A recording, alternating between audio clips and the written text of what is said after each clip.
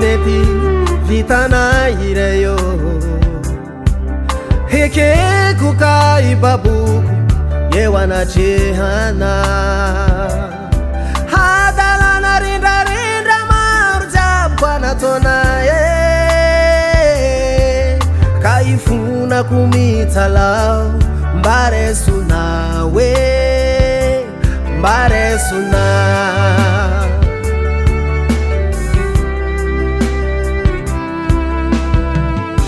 fa maro zay tsy mety vitanay irayo hekeko ka ibaboko eo anatrehana hadalana rindrarindra maro jiaby anataonay ka ifonako mitsalao mba raisona hoe mba raisona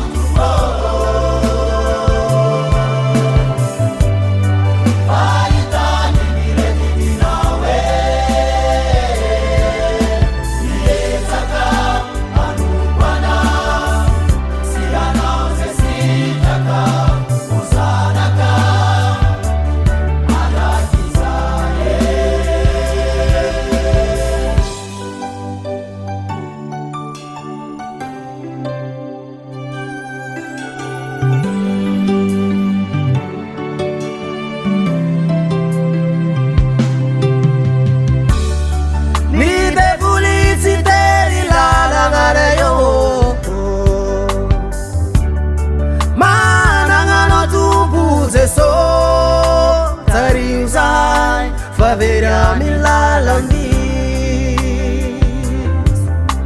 ampiuzahay haitane ni paradis